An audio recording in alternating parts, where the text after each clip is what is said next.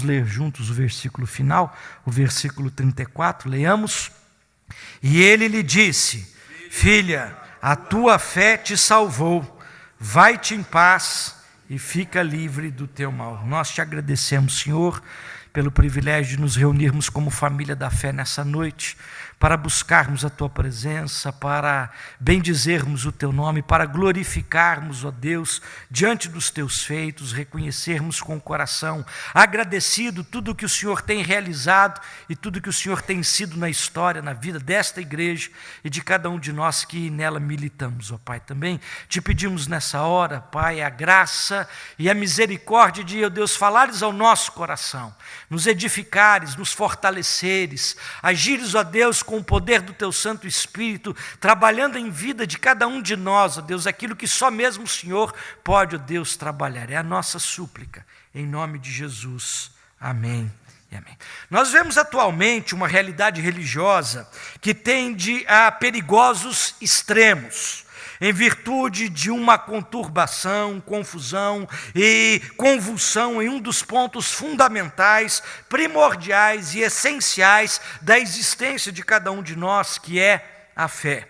Isso porque, com a proliferação desenfreada de religiões, de seitas, de grupos espiritualistas sincréticos e mistificados que estão participando por aí, desde grupos orientais intimistas até facções denominacionais sectaristas, desde costumes esotéricos sacralizados até o misticismo, por que não dizer o ocultismo regional hipervalorizado, a fé, em virtude disso, tem se tornado uma realidade obscura, mal definida, impregnada de ideologias e muitas vezes até mesmo contraditória. É com razão, pode virar a tela para mim, que Paul Tillich, um teólogo contemporâneo, afirmou: dificilmente haverá alguma palavra na linguagem religiosa, seja ela erudita ou popular, que tenha sido mais incompreendida, mais distorcida e mais mal definida do que a palavra fé. Vamos dar um exemplo claro do que Paul Tillich está dizendo. No Brasil, esta realidade tornou-se ainda mais difícil em virtude de uma conceituação equivocada de fé que é cantada às vezes por artistas populares brasileiros. Uns cantam assim: andar com fé eu vou, que a fé não costuma falhar, né? É uma afronta ao texto de Hebreus que diz: a fé não é que costuma falhar, a fé é a certeza das coisas que se esperam, é a convicção de fatos que se não vem. Outro, por exemplo, canta assim: a arte de se viver da fé, só não se sabe fé em quê. Isso toca no carro, toca na casa, toca no restaurante, toca em todo lugar, e às vezes a gente fica ruminando essas expressões. Assim sendo, no Brasil, todo mundo tem fé. Tem fé, pode virar a tela, como está ali na calçada, né, que o Brasil vai ser hexa, né? Fé que o Brasil vai ser campeão mais uma vez, 6ª vez campeão, só que é campeão do esporte e é derrotado na educação, porque hexa não escreve assim, né? Essa é a realidade do nosso país. Outros têm fé no plano político, que esse ano é ano eleitoral, esse ano nós vamos virar página, esse ano nós vamos começar uma coisa nova na nossa nação. Outros têm fé que, se Deus quiser, o remédio ajudar, a fila do INSS andar, o médico não errar, eu vou ser curado, amém? Outros fazem até uma fezinha na Mega Sena, no bicho, no papatudo, na loteria esportiva, tem fé para tudo. Quanta fé! Uns fé demais, outros fé de menos, né? Tem até um filme que chama, interessante você assistir esse filme, Fé Demais Não Cheira Bem. É com Steve Martin, e é a história de um charlatão que usa de uma estrutura religiosa para ganhar dinheiro em cima da boa-fé das pessoas. Só que lá pelas tantas, um menino paralítico é curado. E aí ele se assusta.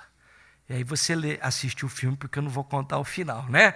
Aí você assiste, pega na locadora. A fé precisa ser curada antes de curar alguém. A fé precisa ser redefinida antes de orientar pessoas. A fé precisa ser salva da policromia denominacional, institucional, ideológica e etimologicamente nociva que tem sido submetida nos dias atuais, antes de querer e pretender salvar qualquer um que seja.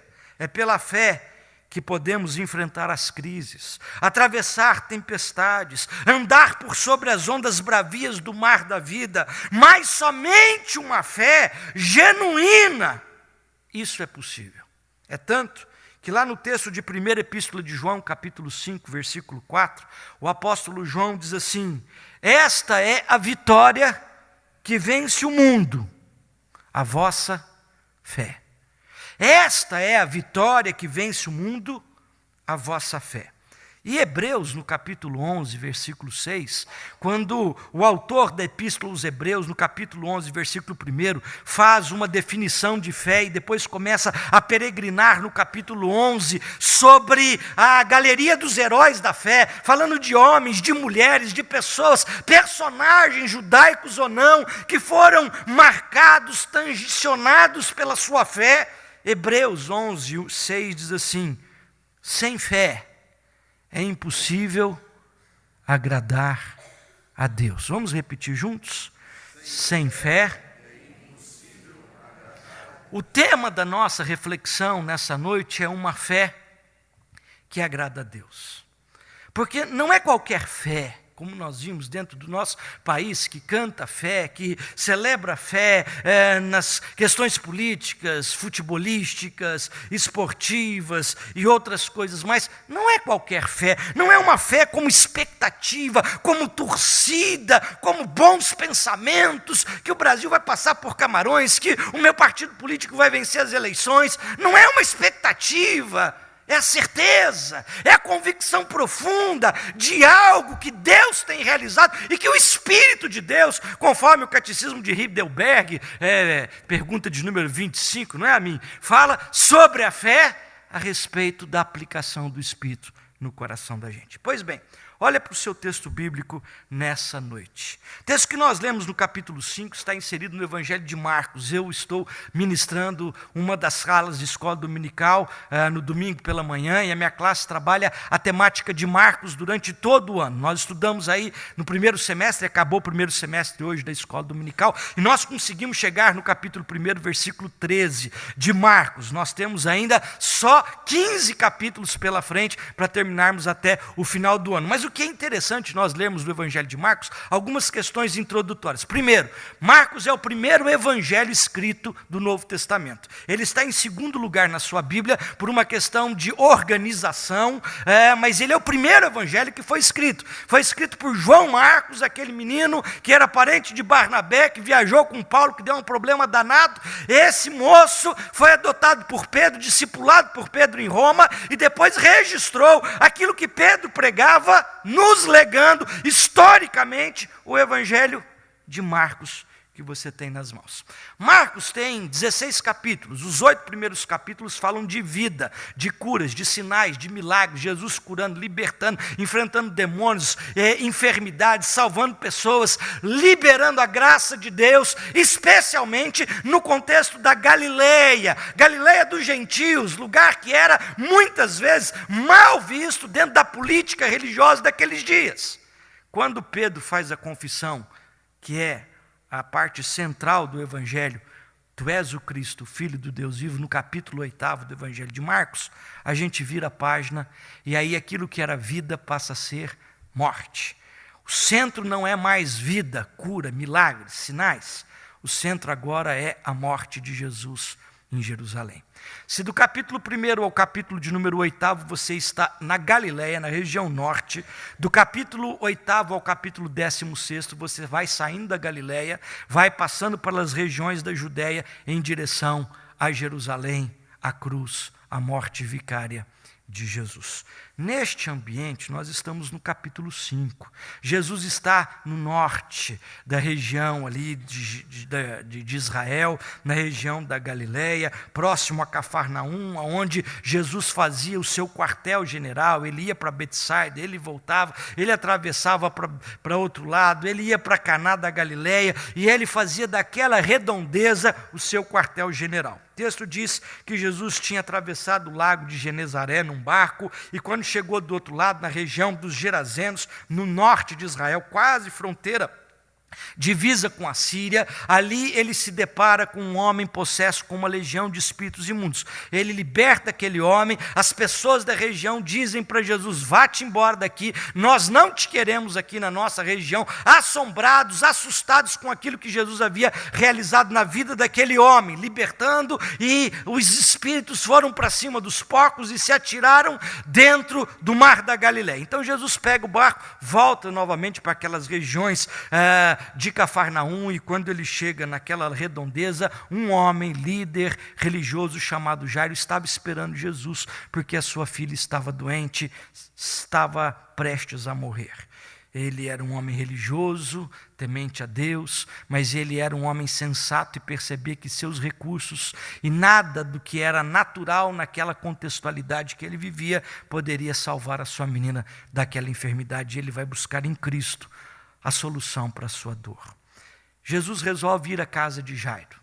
E no meio do caminho, diz o texto, ele se detém, ele para. Uma mulher veio por entre a multidão e tocou-lhe nas vestes. O texto diz que essa mulher tinha uma hemorragia. Nós precisamos entender um pouco mais o que era essa hemorragia. Era uma menstruação ininterrupta há 12 anos. Ora, se para as mulheres hoje, ainda mais com toda a tecnologia que se tem, um incômodo, imagina para a mulher naquela época, 12 anos, naquele quadro hemorrágico. Esta mulher tinha um problema até mesmo espiritual e religioso, porque a lei mosaica dizia que a mulher, nos dias das regras menstruais, ela se tornava imunda, e ela tornava imundo tudo aquilo que ela tocava. Ela não podia entrar no templo. Aliás, uma criança poderia ser criada no templo do sexo feminino até a 12º ano da sua idade. Quando começavam os ciclos menstruais, ela não podia mais ser criada no templo, porque contaminava. Toda essa realidade, toda essa perspectiva pesava sobre os ombros desta mulher, e ela entra no meio da multidão, esbarra em muita gente, toca em uma infinidade de pessoas, e pior, toca no sagrado, toca no santo dos santos. E quando ela toca em Jesus, diz o texto que ela é curada do seu flagelo. Mas ao mesmo tempo diz o texto que Jesus para a sua caminhada, para a sua peregrinação à casa de Jairo, e diz: espera lá, alguém me tocou. E os discípulos, espavoridos, assustados diante daquela palavra, dizem assim: o senhor está louco, o senhor não está vendo a multidão que te espreme, que te aperta, e pergunta quem foi que te tocou? E Jesus disse assim: saiu virtude de mim. Naquele momento a mulher vem e declara a Jesus toda a verdade. O que é belo no texto é o versículo 34, de maneira que fecha o texto apoteoticamente. Jesus lhe declara: filha, a tua fé te salvou. Vai-te em paz e fica livre do teu mal. Se há alguma coisa nesse texto que traz para a gente a percepção de uma fé que agrada a Deus, é a realidade presente na história desta mulher. Esta mulher foi marcada por uma fé verdadeira, genuína, diferenciada, uma fé que agradou a Deus. Sem fé é impossível agradarmos a Deus.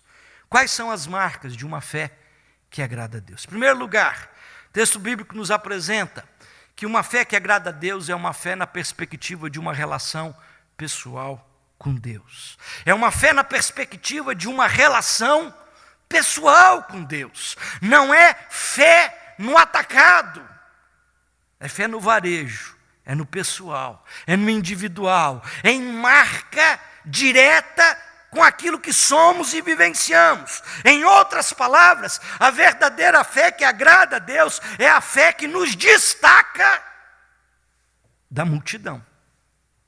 próximos dias, aniversário da igreja, dia 1º, nós vamos ter recepção por pública profissão de fé e batismo. O que é isso senão a declaração pessoal, individual, voluntária, de que a pessoa crê em Cristo Jesus, de que a obra do Senhor alcançou o seu coração e de que ela não está sendo conduzida com a multidão, é pessoal. Se nós tivermos um professando a sua fé, vai ser um. Se nós tivermos 20, serão 20. Se nós tivermos 100, serão 100. Mas cada um estará dizendo: eu tenho uma relação pessoal com Deus. Fé é esta questão que nos faz ter uma relação de intimidade, uma história pessoal com Deus.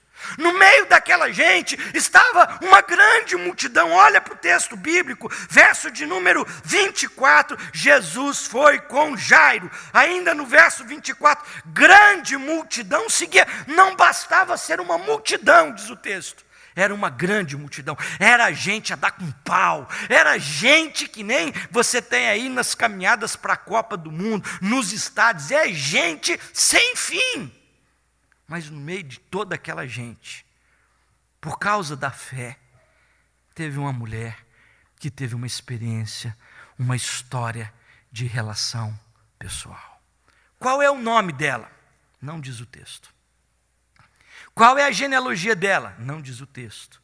Qual é a origem dela? Também não diz o texto.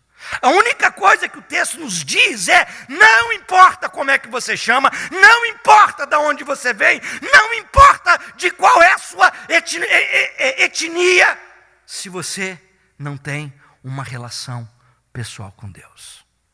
Esta mulher teve uma relação pessoal com Deus. A lição desse texto é muito bela. A fé que agrada a Deus, ela nos destaca da multidão. A mulher tornou-se distintiva entre a multidão, não por causa da sua riqueza, não por causa da sua nobreza, não por causa da sua genealogia, por causa da sua fé. Lemos que o Senhor não tinha um fascínio por multidões. A multidão não tem identidade. A multidão vai e vem. Um exemplo claro disso, lá no texto dos evangelhos, na semana final da paixão de Cristo, no domingo de Ramos, Jesus entra em Jerusalém e a multidão o ovaciona, o aplaude, colocam os mantos no chão, cantam cânticos, hosana, bendito que vem em nome de Jesus. Isso era num domingo, não chegou no outro domingo. Na sexta-feira, a mesma multidão dizia: crucificam. Crucificam. Multidão não tem identidade, não tem história, não tem relacionalidade com Deus. Deus se relaciona com pessoas, e mais pessoas, e mais pessoas formam uma multidão de pessoas que se relacionam na individualidade. Estar na igreja, baseado na fé de fulano, de beltrano, de ciclano, do pai, do avô, do bisavô, não tem nenhuma relação com Deus. Se você não tiver um relacionamento pessoal com o Senhor, a sua fé não agrada a Deus. É apenas uma expectativa, uma torcida, bons pensamentos, boas motivações. Mas há uma segunda lição que esse texto nos apresenta. A fé que agrada a Deus é uma fé que nos conduz até Jesus. Um dos grupos Paralama do Sucesso no nosso país canta a arte de se viver da fé, só não se sabe fé em quê. É a música própria do nosso país. Tem uns que creem numa fita, tem outros que acreditam num amuleto, outros acreditam em determinados mandingas. Outro dia eu estava assistindo uma reportagem sobre a Copa do Mundo, sobre as superstições de cada atleta antes do jogo. E um dizia que tem que pôr primeiro o calçado do lado direito antes de pôr do lado esquerdo, porque senão não vai ganhar o jogo. O outro disse assim, no jogo que eu assisti, o Brasil foi campeão contra a Itália, e aí no intervalo a gente tinha comido tanto, estava tão nervoso o jogo, que nós fomos dar uma volta no quarteirão. Agora toda vez que o Brasil joga, a gente precisa dar uma volta em torno do quarteirão. Eu falei, se não adiantar pela vitória, pelo menos ajuda a emagrecer, né? Mas é uma superstição danada, conduz para tudo quanto é lado. Veja bem, naquele momento do texto, o maioral da religião judaica estava ali. No meio da multidão tinha um líder espiritual, tinha um grande guia regional do povo judeu. Jairo é descrito no verso de número 21 do capítulo 5, tendo Jesus voltado no barco para o outro lado, afluiu para ele grande multidão, e ele estava junto ao mar, eis que chegou a ele um dos principais da sinagoga, chamado Jairo. Preste atenção, esta mulher não é conduzida a Jairo, esta mulher não é conduzida à religião, esta mulher é conduzida a Jesus. A fé que agrada a Deus, ela tem vínculos que nos levam, que nos conduzem até Jesus. Só Jesus. Por mais incrível que pareça, tem muita fé aí conduzindo pessoas a confiarem em aparatos, adereços, adornos evangélicos, litúrgicos, como gravatas ungidas, alianças no nome de Jesus, sabonete de descarrego, vassoura que limpa todo o mal, templo, crucifixo. Tem muita fé por aí, centrada em líderes humanos. É o pastor de uma oração forte, é o pastor carismático, é o diácono de tal forma, missionários do fogo, bispos segundo o coração dos homens, mas não de Deus. Porém, todos somos homens, falhos, imperfeitos, deficientes na vida.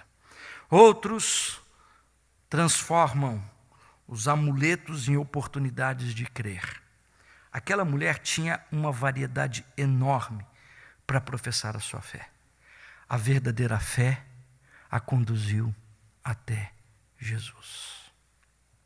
Jesus é o centro da nossa fé. Se a fé é uma obra do Espírito de Deus na vida da gente, vai nos conduzir verdadeiramente a Jesus.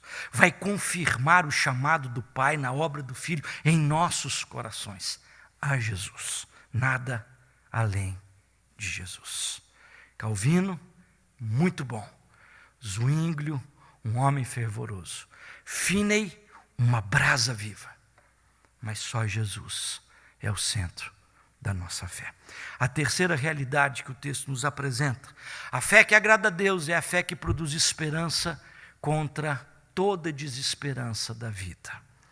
Fé que produz esperança contra toda desesperança, contra toda desilusão. Verso de número 25. Capítulo 5, verso 25. Aconteceu que certa mulher que havia sofrendo 12 anos, vinha sofrendo de uma hemorragia, e muito padecera a mão de vários médicos, tendo despendido tudo quanto possuía, sem contudo nada aproveitar. Mas não para por aí, antes pelo contrário, indo a pior. Todo esforço, todo investimento, todo projeto dessa mulher não adiantou nada. Pelo contrário, foi frustração em cima de frustração.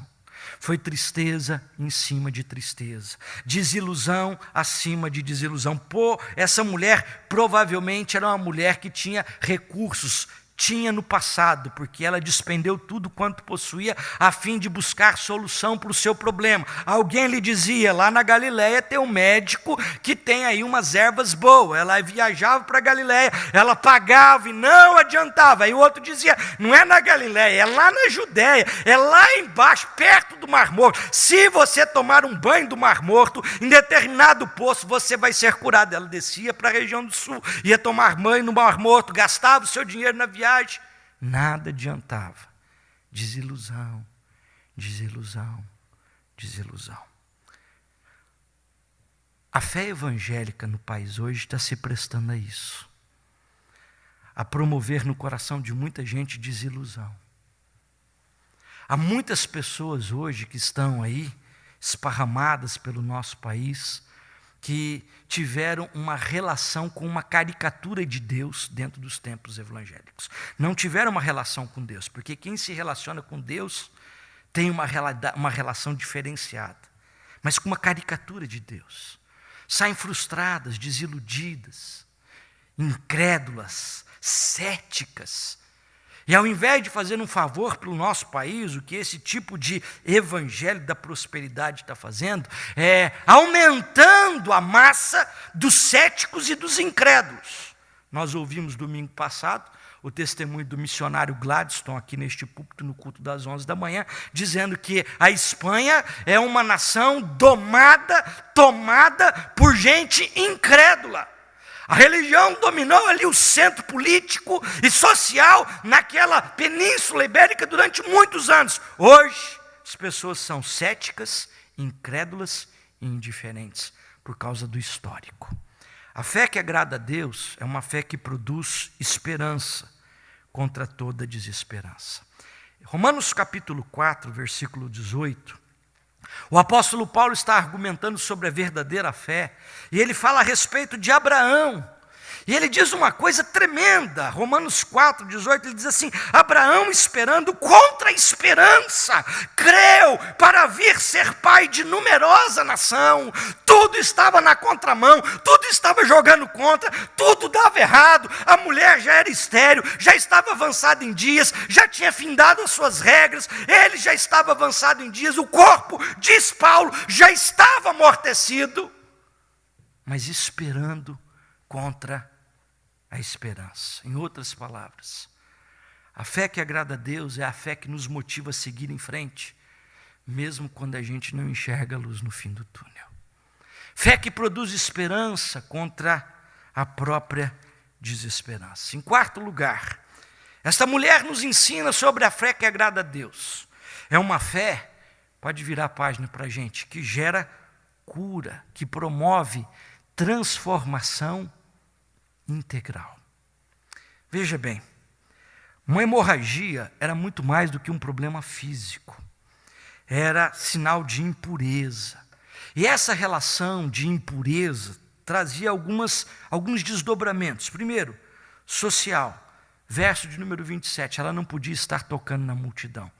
Ela, por ser uma mulher que estava vivendo uma situação de impureza, ela tinha que ficar alijada. Por exemplo, de maneira mais extremada, um homem que se via com lepra tinha que ser colocado para fora da cidade até que a lepra fosse declarada curada. Então, era um alijamento social por conta da imundície cerimonial. Era uma questão psíquica. Esta mulher tinha um peso psíquico sobre si. Aquele tormento de 12 anos ininterruptos, sem que a hemorragia cessasse. Não tem cabeça que fica boa, religiosa. Esta mulher estava destituída de qualquer cerimônia religiosa porque trazia, por conta daquele problema, uma questão de imundícia cerimonial e física, porque o seu corpo sangrava. E 12 anos de sangramento, qualquer médico sabe, pode produzir uma anemia, e a anemia pode virar uma leucemia. Ou seja, quando Jesus, pelo seu poder, age no corpo daquela mulher, que foi movida por uma fé verdadeira e genuína, ela teve uma transformação integral. Eu tenho uma certa birra das nossas reuniões de presbitério, quando a comissão de relatórios pastorais vai lá para frente no microfone e vai fazer uma síntese do trabalho pastoral e diz assim: se converteram no nosso presbitério 200 almas. Eu fico me achando assim, um sujeito do outro mundo, porque alma converteu as pessoas, vidas, gente que tem família, gente que tem emprego, gente que chora, gente que tem dor no corpo, gente que tem crise familiar, que cria filhos. Não foi alma que converteu, foi gente. Gente na sua integralidade, na sua totalidade. O capítulo de número 5 ainda fala para a gente do homem endemoniado, um homem que se machucava, que se feria, que andava pelado, que quebrava tudo por onde passava, e quando ele se dá de frente com Jesus, ele é transformado holisticamente, integralmente. Os homens chegam e ele está sentado, ele que não parava de andar, tinha os pés feridos, ele estava sentado, ele estava vestido, diz o texto, em perfeito juízo e comendo. A transformação que a fé verdadeira opera no coração do homem, ela é integral. Ela não é apenas religiosa. Eu tenho uma certa preocupação quando algumas pessoas começam a adentrar o nosso santuário, a nossa denominação, a nossa igreja, com aquela conversa de transformação apenas cerimonial e religiosa.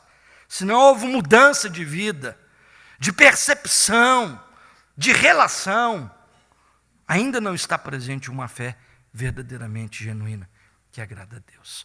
A fé que agrada a Deus é uma fé que promove transformação integral. Por fim, para a gente finalizar, esse texto nos ensina uma última lição. A fé que agrada a Deus é a fé que abastece a vida de paz, patrocinada pela liberdade. Verso 34. Filha, a tua fé te salvou. Vai-te em paz. Fica livre do teu mal. Há tantas coisas hoje que prometem paz. Você conversa com um drogado, ele diz assim, eu comecei a usar droga, porque eu não aguentava o tormento de casa, eu precisava de paz.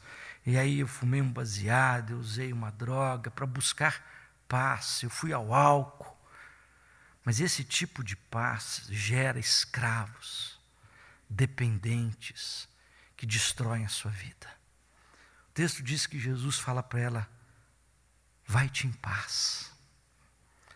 Mas ao mesmo tempo é uma paz que patrocina a liberdade. Fica livre do teu mal. Uma liberdade que é própria daqueles que são possuídos pelo Espírito de Deus. Onde há o Espírito de Deus, diz Paulo, aí há liberdade. João diz assim, o vento, o Espírito sopra onde quer. Ouves a sua voz, mas não sabes de onde vem e nem para onde vai. Assim é todo aquele que é nascido do Espírito de Deus. Veja, o texto fala para a gente de uma fé maravilhosa, diferenciada, marcante, que foi referência nos seus dias, apesar de nós não termos o nome dessa mulher, nenhuma outra informação adjacente, mas nem precisávamos, porque as lições de uma fé que agrada a Deus são tão evidentes e claras que devem nos inspirar na nossa caminhada de fé nos dias atuais. Ali ao lado de Jesus certamente tinha muita gente religiosa, gente que fazia parte da sinagoga juntamente com Jairo, gente curiosa, gente incrédula, gente de toda sorte. Mas ali também estava uma mulher movida pela sua fé, uma fé que agradou a Deus. E uma fé que fez a diferença na sua história. Por isso, eu quero te desafiar a uma caminhada de fé. O tema do nosso mês é compromisso. Somos chamados a sermos mordomos de um compromisso. A mordomia de um compromisso, mas é um compromisso que é norteado pela nossa fé.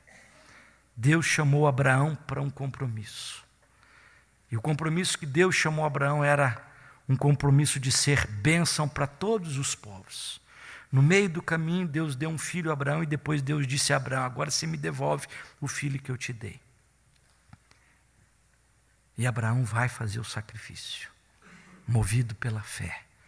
O menino diz, pai, aqui está o cutelo, a lenha, o fogo. Aonde está o sacrifício? E o pai diz assim, num gesto de fé, o Senhor proverá. Fé que agrada a Deus. Movido por esta fé, Deus não permitiu que Abraão sacrificasse seu filho. E a sequência do capítulo 22 de Gênesis diz, por causa disto, eu vou te abençoar enormemente. A tua descendência será como as estrelas dos céus, como a areia na praia do mar. Você possuirá a terra dos seus inimigos. Você será bendito do Senhor. Fé que agrada a Deus. A sua fé talvez possa te agradar, mas talvez não esteja agradando a Deus. A sua fé talvez agrade os líderes religiosos, mas não agrada a Deus. Qual é a expressão da sua fé nessa noite? Quero convidá-lo a fechar os seus olhos, a interceder por você, pelo seu compromisso de fé. Aonde vai o teu compromisso de fé? Senhor, nós estamos aqui nessa noite, estudando a Tua palavra, buscando a Tua orientação, abastecendo a nossa vida, ó Deus, com a orientação segura daquilo que vem a ser a fé que agrada ao Senhor. Sem fé é impossível agradarmos a Deus. Mas não é qualquer fé que também vai te agradar. E quando nós olhamos para as Escrituras, para a história desta mulher, ó Deus, inspira a nossa vida, enche-nos, ó Deus, com este legado, ó Deus, para que possamos caminhar como esta mulher no passado caminhou, caminharmos nos nossos dias, ó Deus, com uma fé que nos distingue da multidão, que não sejamos apenas mais um na caminhada entre tantos outros, mas sejamos pessoas cujo toque faz a diferença, cuja presença de Jesus faz transformação. Ó Deus, nós te pedimos isso nessa noite, abençoa o teu povo. Marca-nos, ó Deus, com a genuína fé, em nome de Jesus. Amém.